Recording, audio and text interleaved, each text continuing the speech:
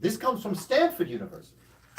The causal effects of cultural relevance, evidence from an ethnic studies curriculum. Says the same thing. Okay, this is the study that was done. And they actually brought African American studies into the classroom. And they found that there was a marked difference in the academic success and the self-esteem of the students that participated in knowing who they were. When someone wishes to oppress you, there are three things they take from you. They take your history, your language, and your psychological factor, which is your values, your interests, and your principles. And then they superimpose their history, their language, their values, interests, and principles on you. How do you think you can be successful if you think Thomas Jefferson was a great man? How can you honor yourself if you think that George Washington was a great man? And the only thing you caught up in is the cherry tree. Cherry tree. Never told a lie. Never tell a lie. Yeah. He held over 300 Africans against their will, but he was an honest man. He was a good slave master. That's an oxymoron. Think about it. You can't be good and slave master. Yeah. You can't be. Something cancel each other out there. So what do we tell our children when we're in social studies class? We're going to teach them about George Washington. Honest Abe. Honest Abe. Values, interests, and principles. Somebody else. When you go home, you live in the Thomas Jefferson houses. Just like you lived on his plantation, you live in the projects. Exactly. Sure. See, this is real conversation. There's a lot of folk ain't ready to hear this. Particularly some of the teachers that we have. You know, when I was in Indianapolis, there was a man that was a fan of Thomas Jefferson. He was an expert on Thomas Jefferson. And I said, "You're an expert on Thomas Jefferson, huh?" He said, he's my hero. I said, "You know he was a pedophile, right? If you know him, you know he was a pedophile." Well, there's still, the jury's still, no, I said, not only has the jury has found him guilty. Don't tell me the jury's out. He's guilty. He had a thing for young black girls. And he's your hero. But now you're teaching children. I got a problem with that. Okay. Now they don't want to hear this, but see, this is what we're facing. Remember Humpty Dumpty? When he was talking about taking down all the monuments? Yeah. He said, "Well, where are you going to stop?" Yeah. He said, "Listen, George Washington, he was a slave owner. See, Humpty Dumpty knows. He knows. If you start taking down all these monuments, you better take down George Washington. It's a good question. Where are you going to stop? Keep them up. Who cares?"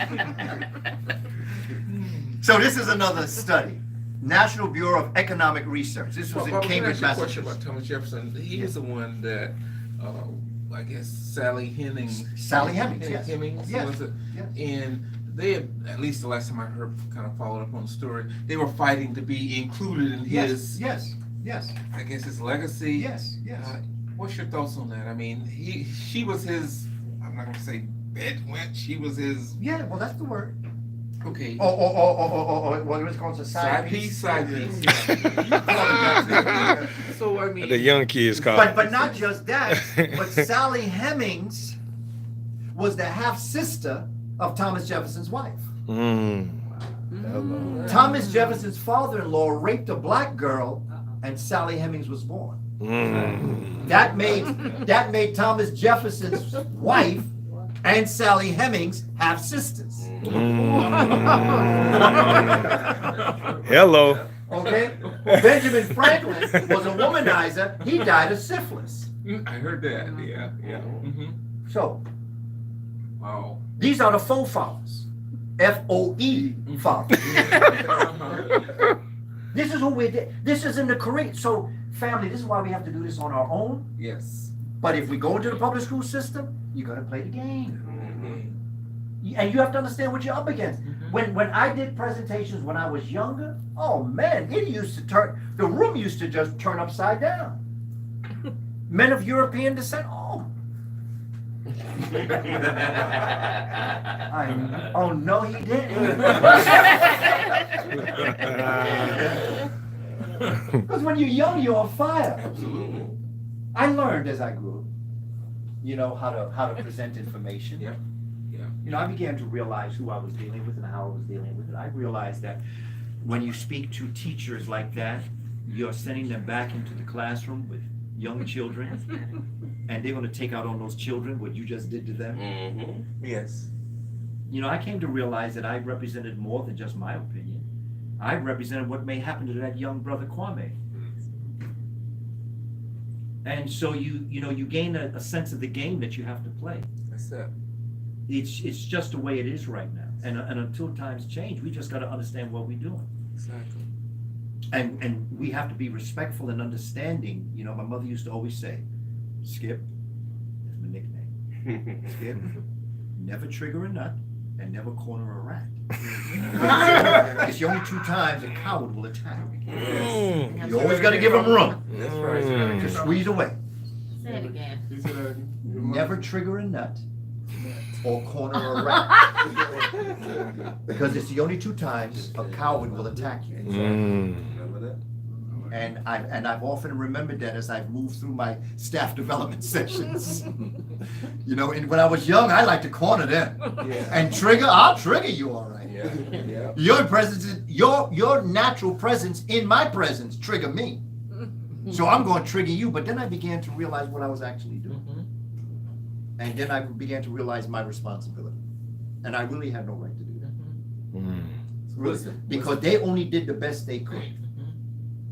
Those men of European descent, just like, and you see, this is such a wonderful time for us to be living in because it's so obvious. It's right out there for us to see. Stephen King, what is it, the congressman that was caught up in that thing about white supremacy where he said, all my life I've sat in classrooms talking about the glory of the United States, and now you're telling me about other cultures. Right. See, that's the cornerstone to what this is. They've been taught how great they are. And now all of a sudden, with President Obama, I've often told people President Obama and Michelle Obama had 3 children. And people say 3 children. Well, we know Sasha, Malia. I say, yeah. And O'Biden. The Tea Party. The tea. He gave birth to the Tea Party. Yeah. Absolutely. Sure did. And the Tea Party gave birth to Trump. Because when they saw this man, no matter how we feel about what he did, and I understand there's a lot of conversation about President Obama. I understand that. I'm not going to go there. With the little that he did do for us, can you imagine if he tried to do something for us? Absolutely. Okay, so I mean, the brother in office knew what he was up against. So, but put that aside. When they saw that man with that beautiful woman, but you know who made the White House work? Michelle Obama's mother. And that's when you know your culture. You understand. Who run the world? Queen Mama run the world. That Queen Mother being in the White House was able to stabilize that house, to stabilize Michelle and Malia and Sasha, that allowed President Obama, to do what he did. The Queen Mother. When have you ever heard of a president having his mother-in-law in the White House? Right. That was an African. Yeah, they never. That's like never mentioned. First time hearing this. Yeah. She was there. She stabilized the White House. Oh, yeah. That allowed Michelle to help President Obama to keep those girls doing what they were doing. You never heard anything. Now you hear it, but they're out the White House. Yeah, they're out the White House. But while they were there, Queen Mother kept things. That's an African tradition. That's African. It's the big mama. Just like That's it. That's Het Heru. That's the Queen Mother. That's the one that runs things. That's the nurturer and the sustainer, the mother of the mother. Okay? And that's something that we missed as African people. Don't talk much about it because I know we have our views towards President Obama, and I play my game because I don't want to get, Duval. I'm living my best life. I ain't got time to go back and forth. I ain't got that. I got work to do. Definitely got work to do. You see, I mean, but you know, again, we all have our feelings and we all have our distractions. So this is another study. But now what I want to show you is Duval. Right? You didn't think you'd hear that in this setting, boy. that's I my tell you. anthem. Any program that you Absolutely. have in the system, you have to have a parental part of it. You have to get the parents and the community involved, particularly the parents. What good is all this wonderful information going into the mind of the child if when they go home it's vacant there? Yes. Yeah. There has to be follow-up. You have to offer parents. The parental racial socialization as a moderator of the effects of racial discrimination on educational success among African Americans. Phenomenal study. It talks about and creates the guidelines for the role of parents as it relates to studies in the classroom during the day. I have been both administrator, teacher, and parent. As a parent, when I used to go into parent meetings, I didn't act like a teacher. That's the word, and I used to tell my children, don't tell your teacher I'm a teacher. Don't tell them I'm an assistant principal.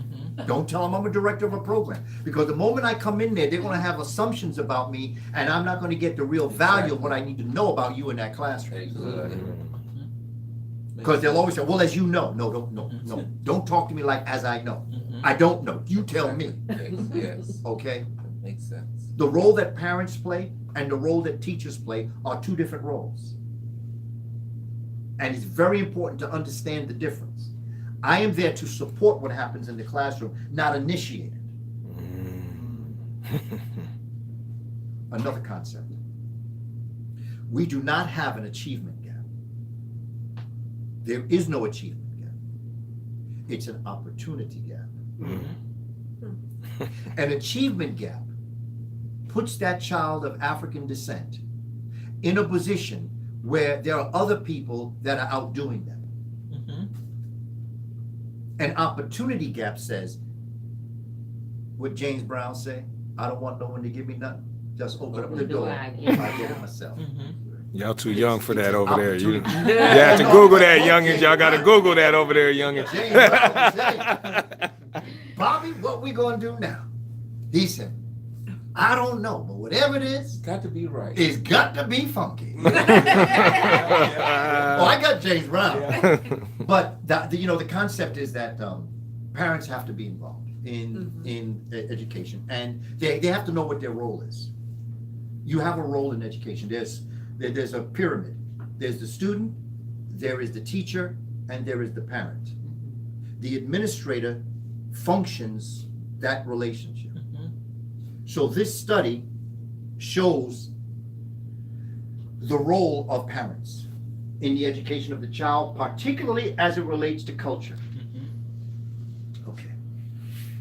Hey, Bubba, I'm trying to think of the name of the book I read. I probably kind of half finished it some time ago. And it basically said that we talk about HBCUs and say the Ivy League schools like Harvard or Yale, they would go around to, let's just say the one I think about mostly is FAMU or Bethune-Cookman.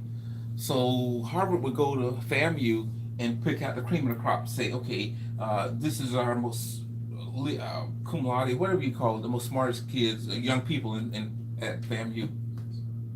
We're going to offer them a scholarship, full ride at Harvard. Yes. So they take this young brother and sister from FAMU, sit them in Harvard, and then they fail. There was a book, I can't think of the name of it now, but it showed that when you take this, I guess you say maybe a big fish in a small pond, you take that big fish, what we call a big fish, put him in Harvard, where you're in a more competitive environment, in an environment where all the students around there, this student's mom is a doctor, her dad is a lawyer, this is an executive. So you bring this young person over into this environment where in many cases they're the only black person in that class, and they tend to fail.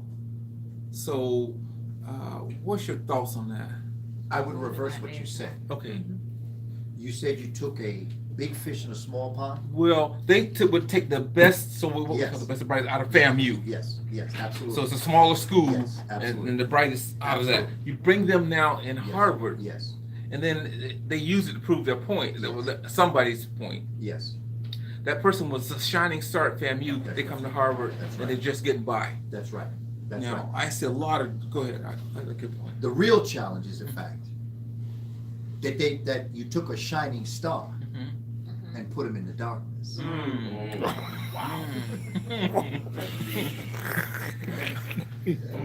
It's opposite. Okay. They were better off. That's what I'm saying. That's what I'm saying. Carter G. Woodson said it took him, he PhD, Harvard. Mm-hmm. He said it took him 30 years to undo the damage that Harvard did to him. Wow. 30 years. Whoa. Yeah. What book That's is that, in Papa? Miseducation of the Negro. Mr. Yeah. Yeah. That book. We had that book. I have it. Yeah. Look, we sell ourselves short. Mm-hmm. Please understand something. Peoples of European descent are not that intelligent. Mm-hmm. I've been around them long enough to know this. Listen. White man went to the moon 80 times. They made a hole through it. They believe it. Eggs. We got lips. They don't. I showed you that, right? Yes, yeah. That's what my son took a picture of, actually, the one thing. Is that right? But listen,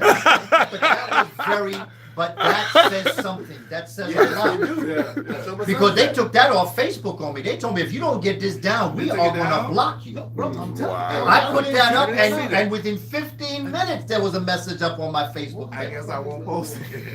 You talking about The monkey lips. I call it the monkey lips. Oh, yeah. Like colleagues of the employees of the actual social media. No, they're watching me. Now, They're brother, watching my now, son. brother They're Kaba, watching my son. is it Leo Hansberry that it was the story that he used to talk in 1920 on the corner in New York, and a white kid came up and asked him about that and called him a monkey, and he said, just go to the zoo and compare. He said, if you shave a monkey's hair, Yeah. look at his skin, and if you go to the zoo and look at his lips, he looks closer to you But than let me me. tell you this: you don't even have to shave the monkey. Just wait for the gorilla to raise up his arm and look what color he is under his armpit. And the reason why he's black up here is because there's no hair.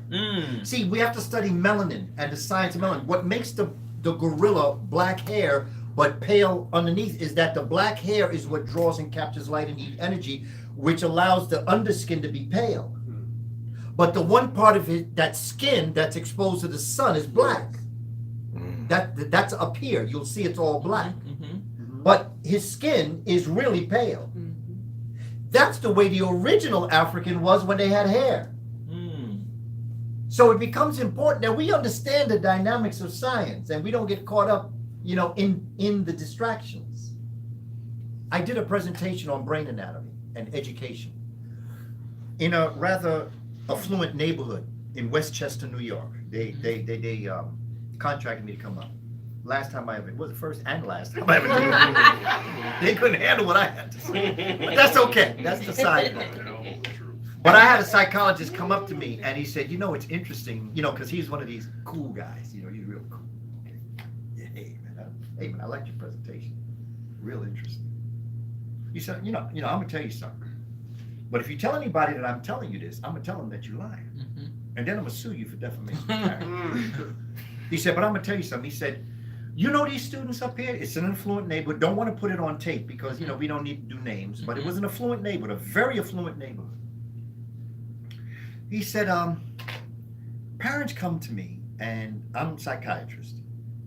And he says, I do a clinical workup on the children. And he says, what I'll do is for $1,500, I'll write a letter that certifies this student special ed.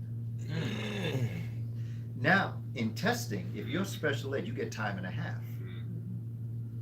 So when our students who are suffering from opportunity gaps take a test and it's 3 hours, like a SAT, Right. they have 3 hours. But those students, they have 4.5 Wow. because they've been certified special ed. Mm. He said, and then at the end, when they take the test, they come back to me and they pay me the other half of the $1,500 and then I decertify them, Decertify them. which puts them back into general education classes. They're not as intelligent as you think they are. Let me tell you something else. They found this out. See, this is why we have to understand what we're up against. radiology tests. After you get out of college, you want to become a radiologist. They took a radiology, but they found out that what happened was that they would, let's say that there's 100 questions on the test. They would hire 10 people who had photographic memories to go in, and they'd be responsible to memorize 10 questions and the 10 answers. And after they memorized it, they would come out and meet, and they would just put all of the questions and answers down. Wow. And then they would sell the test. They also, and when they opened up that can of worm, they came to realize, but wait a minute, that's what they do in the law. That's what they're doing in the medical. They began to realize there's widespread cheating in these tests. Here we are. We struggling. Which means what? When you pass, you smarter than them. Exactly. The whole time we think we're inferior, but we're smarter than them. So, to answer your question, brother, when you take a young brother who is nurtured at Howard or Morehouse or Spelman, you take that whale of a person's mind and put them in a goldfish bowl of Harvard. They didn't fail. They died. Wow. We have too much. We still hold that up as some form of greatness. That Yes. That Ivy League. Ivy League. You know Ivy? You know what Ivy is? Ivy Poison ivy. is a plant that crawls up the side of a wall. And the only way that ivy can survive is if it attaches itself to the wall. That's what makes it climb up. Absolutely. But with the ivy that climbs up, there's always the ivy that turns away. And because it doesn't naturally attach itself, it will fall. That's what's happening to Eurasians. African people, from a natural perspective, have climbed up naturally. We have struggled. We don't realize how great we really are. Not because we're black, but because of what they put us through. Yet still we rise. Somebody's great. They want to be great. They're given support. Everything they want, they're given. They become great. You have another person want to be great. But despite it, in spite of everything they try to be great, people throw things at them. They stop them from being great. But still, they become great. This is great.